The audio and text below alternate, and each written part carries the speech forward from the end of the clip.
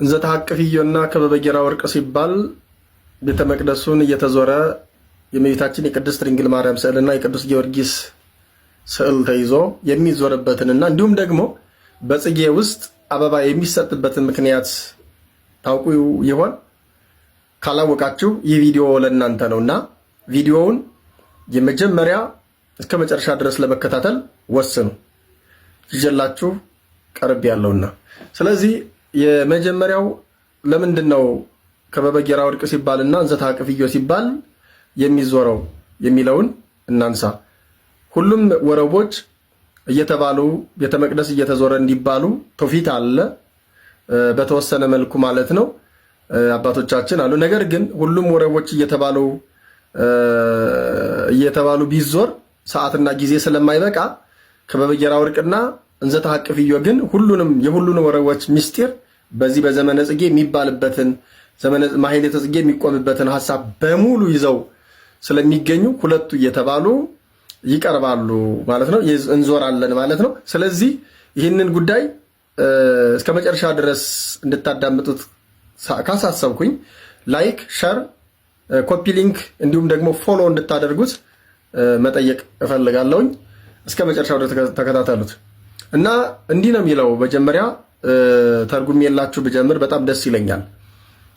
እንዘ ተሐቅፍዮ ለሕፃንኪ ጽጌ ጻዕዳ ወቀይህ አመ ቤተ መቅደስ ቦኪ እንዘ ተጠብቢ አመ ቤተ መቅደስ ቦኪ በለተ ተአምር ወንጽህ ነኢ ርግቤ ተናዝኒ ምላህ ወነኢ ሰናይቴ ምስለ ገብርኤል ፍሱህ ወሚካኤል ከማኪ ረሮህ።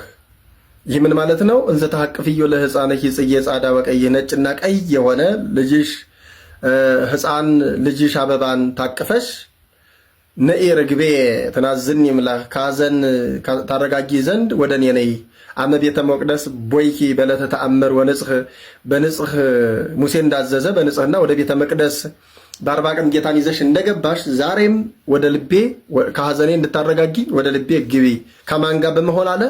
ምስለ ሚካኤል ወነኢ ሰናይቴ ምስለ ገብርኤል ፍሱህ ደስ ከተሰኘ ከቅዱስ ገብርኤል ጋራ እንዲሁም ደግሞ እንዳንቺ ርህሩህና ደግ ከሆነ ከቅዱስ ሚካኤል ጋር ወደ እኔ ነይ እያለ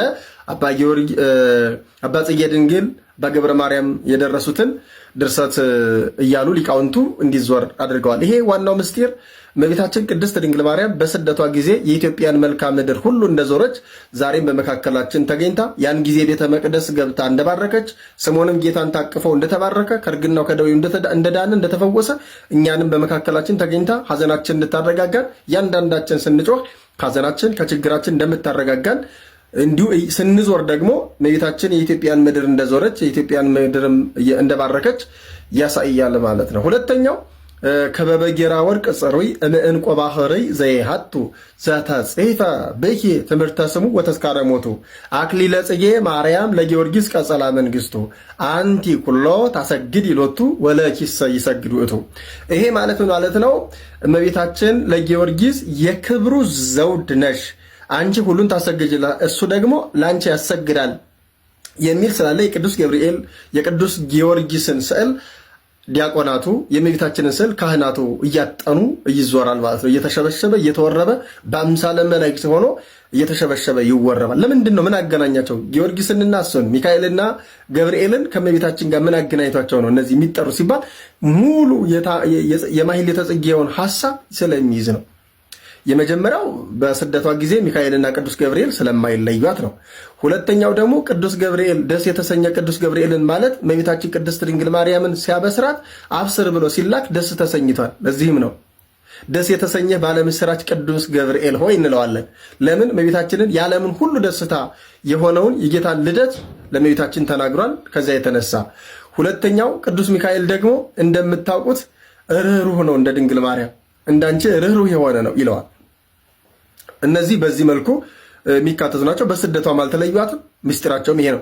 የቅዱስ ጊዮርጊስ ግን በጣም አሳሳቢው እና ዋናው ምስጢር ግን የቅዱስ ጊዮርጊስና የእመቤታችን ግንኙነት ምንድን ነው ሲባል እመቤታችን በስደቷ ጊዜ ነው ኢትዮጵያ አስራት ሆና የተሰጠቻት።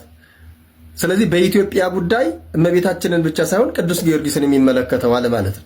ቅዱስ ጊዮርጊስንም ይመለከተዋል። ስለዚህ እመቤታችን የኢትዮጵያን አገር አስራት አድርጋ እንደተቀበለች ሁሉ ቅዱስ ጊዮርጊስም የኢትዮጵያ ገበዝ ይባላል። አንደኛው ምክንያት ይሄ ነው። ሁለተኛው ደግሞ እመቤታችን ቅድስት ድንግል ማርያም በስደቷ ለሰማዕታት ስደትን ባርካላቸዋለች። ቅዱስ ጊዮርጊስ ደግሞ የሰማዕታት ሁሉ በኩር፣ የሰማዕታት ሁሉ አለቃ፣ መክበበ ሰማዕታት ነው። ስለዚህ የሰማዕታቱ አለቃ ቅዱስ ጊዮርጊስን አብሮ ከእመቤታችን ከቅድስት ድንግል ማርያም ጋራ ታነሳዋለች ማለት ነው። ቅዱስ ቤተክርስቲያን የሚስጢር ጓዳ ስለሆነች ማለት ነው።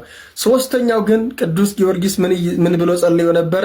ደምርኒ ፍልሰቴ ምስለ ፍልሰተኪ፣ ከፍልሰትሽ ጋራ ፍልሰቴን ወይም ስደቴን።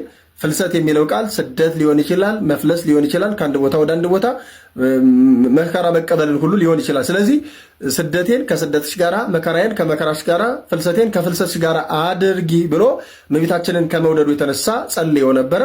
ይህም ነገር ተሳክቶለታል፣ ሆኖለታል። የእመቤታችን የቅድስት ድንግል ማርያም የዕርገቷ በዓል በሚታሰብበት ነሐሴ 16 ቀን የስጋውን ፍልሰት ሆኖለታል ማለት ነው። ስለዚህ ምስጢሩ ይሄንን ይመስላልና እስከ መጨረሻው ድረስ ስለተከታተላችሁት እናመሰግናለን። ለብዙ ሰዎች እንዲደርስ ግን አድርጉ፣ ኮፒ ሊንክም አድርጉልን። ይቆየን።